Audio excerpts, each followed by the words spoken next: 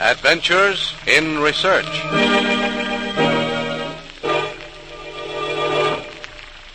Feel that drop of rain? There's another. And another. Yes, sir, he's done it again. When it comes to breaking a drought, that man's a regular wizard.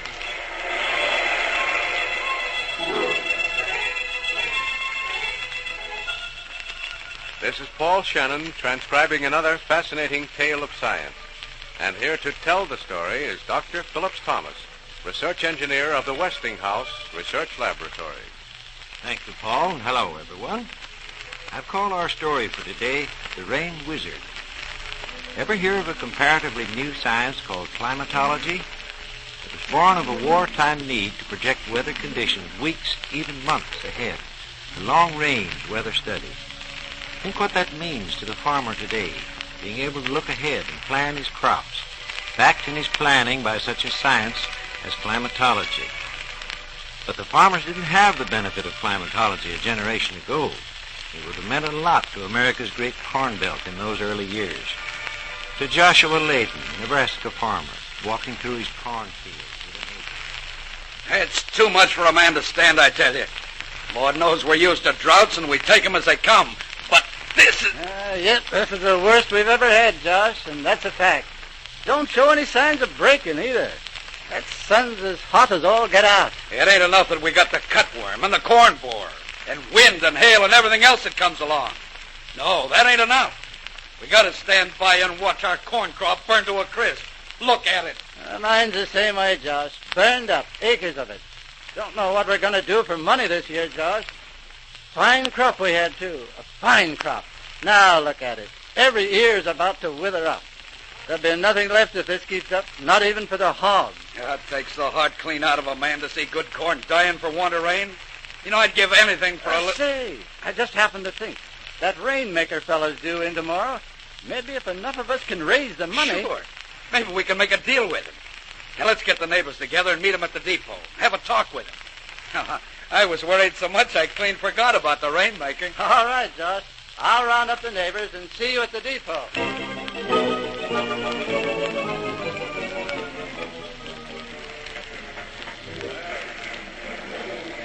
That's his boxcar. They're going to put it on the siding. Let's head over that way, Josh. You know, I'd sure like to know the secret these fellas have. How they can make rain. Save us a heap of money if we did know. But try and find out. Never seen such a close-mouthed fellow as this one. Well, after all, Sam, that's the way he makes his living. Oh, here's the boxcar. He's got a rope around it, too. No chance of getting too close. Smart man, all right. Well, let's have a talk with him, see what we can do, Sam. Now, you're the spokesman for all of us. Oh, here he comes now. Oh, gentlemen, Shadwell's the name, Daniel B. Shadwell. And judging from the acres and acres of dying corn I see all around me, I haven't arrived any too soon. That's right, Mr. Shadwell. We sure do need your services as a rainmaker. I'm Sam Welker, spokesman for every farmer hereabouts. First, we want to know how much you charge to make rain for us. Well, Mr. Welker, I have a system of making rain that never fails. It's been successful in almost every section of the country. So I work on one basis only. No rain, no pay. Suits us. How about it, men? Okay, you've got yourself a job, mister. When can you start? We need that rain awful bad. Start? Why, right away, of course. Suppose we work out a few details, though. I'd like to get my charges straightened out before I go to work.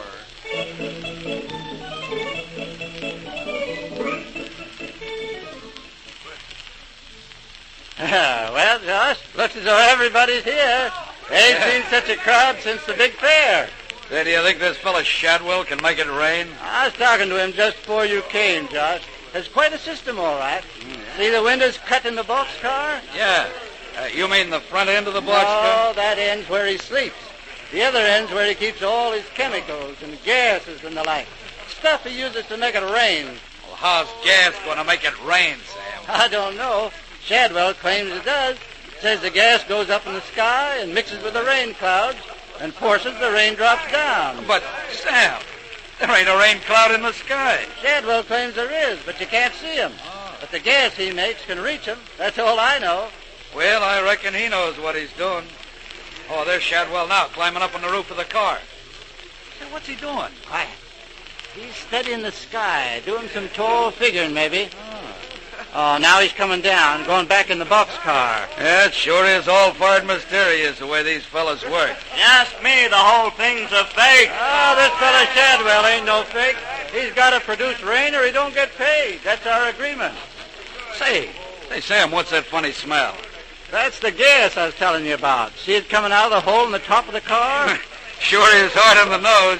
But if that's what it takes to make rain, I guess we can stand it. Yeah. How long do you reckon it'll take, Sam? I don't know, Josh. Shadwell didn't set no time limit. Maybe it'll take the rest of the day, or it might be tomorrow. Can't tell.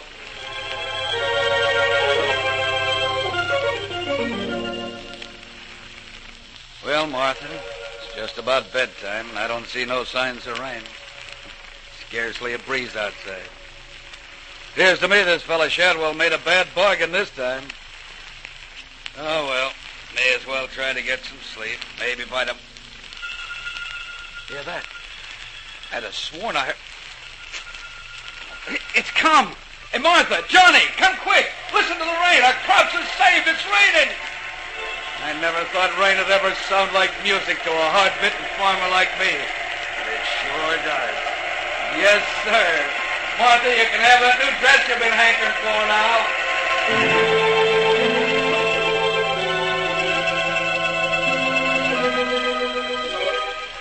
Mr. Shadwell, I've been asked to speak for everybody here at this meeting and give you our thanks for saving our crops and keeping us all out of the poorhouse. You've kept your part of the bargain, and now we're keeping our part of it. $500. Here you are, Mr. Shadwell. Thanks, men. I take it you're all satisfied with the result. We're more than satisfied, ain't we, man? Yes, sir. If it hadn't been for you, a lot of us here at this meeting would have been looking the other way every time we met anybody from the bank. I know I would. Well, I'm obliged to you, gentlemen. Does my heart good to know that you all place so much confidence in my ability to make rain. Never had a speck of doubt myself. No, me neither. But there was a couple of fellas that, well, they didn't exactly say it in so many words, but... They thought I was a fake. Is that it? Well, I've heard some of the remarks myself, but in my business, there's only one answer to that situation. Produce rain. You sure did that all right. Yes, but being a rainmaker isn't all play, you know. It's a lot of hard work. Making rain isn't a profession you can learn overnight. Yes, there's more to it than meets the eye. You bet there is. To be a rainmaker, you've got to know the signs and read them right. You've got to know all kinds of weather firsthand. Then you've got to know just how much chemical to use and how far up it has to go. Things like that. I tell you, gents, it takes a heap of figuring. A heap of figuring. Well, I'll be on my way, and thank you.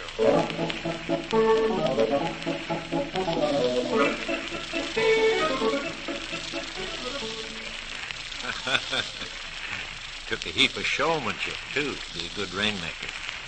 There were skeptics who said that rainmakers had access to weather forecasts, that they wouldn't accept a job for a certain day unless they'd seen the forecast. Sometimes things went wrong in spite of the heap of figuring. Old-timers will recall a man by the name of Rainmaker Hatfield. He had quite a reputation out California way. Not so long ago, a drought hit California. In one section, the city council decided to break the dry spell, sent for Rainmaker Hatfield, and asked him what he could do. Well, gentlemen, I've studied your problem, and I can make you 3 propositions. Take any of them you want. What'll they cost us? Just I'll come to that in a minute. Now, here are the 3 plans. First, I'll fill up your reservoir for you. Yeah? Second proposition, I'll produce up to 30 inches of rain without charge. Well, now, that But certainly sounds all my right. charge will be $500 an inch over that. And third, I'll deliver 40 inches of rain free of charge. With a charge of $1,000 for every inch over the 40. Well, now, there you are, gentlemen. Take your choice. The city council was pretty desperate, but also cagey. They accepted Hatfield's propositions and neglected intentionally to mention which of the offers they were accepting. Hatfield went right to work.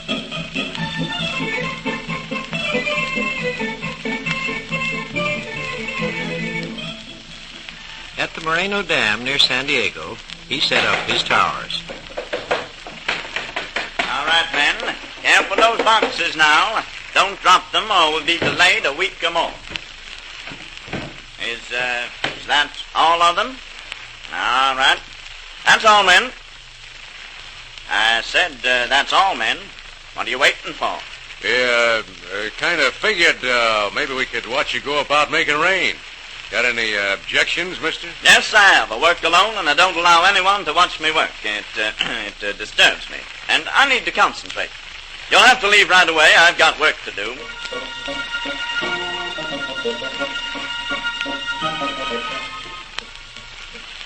Hatfield got right to work and sent up his gases. In practically no time at all, the rain came. Once started, the rain came down in buckets, 35 inches of it, creating quite a few problems.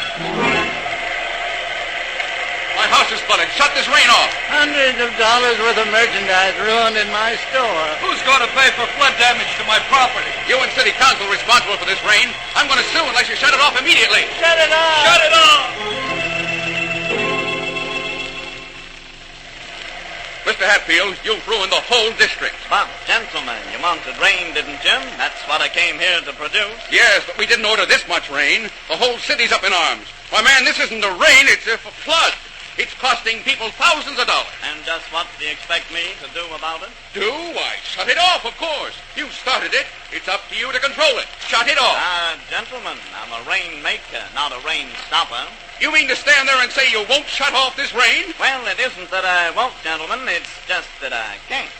You asked for rain, and I've given it to you. Then by thunder... I've filled my end of the bargain.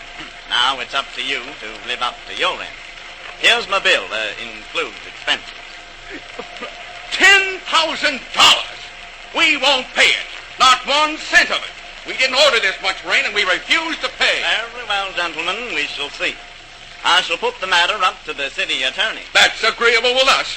We'll leave it to the city attorney. And if he says we should pay this bill, it shall be paid. If not...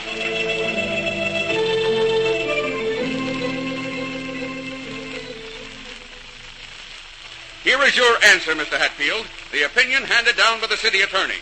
He says that the rain was an act of God and that you had nothing whatsoever to do with it. That opinion relieves you of all responsibility and consequently of any remuneration. Good day, sir.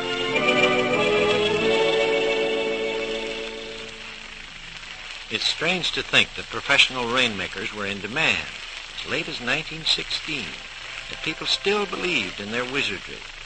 But gradually their power waned as the Weather Bureau increased in efficiency. Today, America's system of weather forecasting reaches out to new horizons in the science of climatology, puts to work the vast amount of knowledge gained during the war years. Climatology, helping the farmer and the industrialist plan ahead to meet their respective climatic conditions, helping, too, to meet the rising tide of weather interest throughout the country. Climatology, a new and absorbing adventure in research.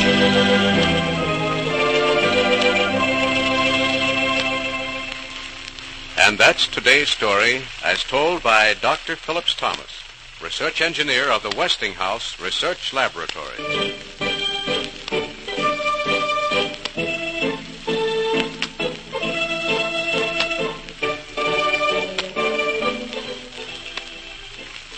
Join us again next week when Dr. Thomas will be back with another transcribed adventure in research.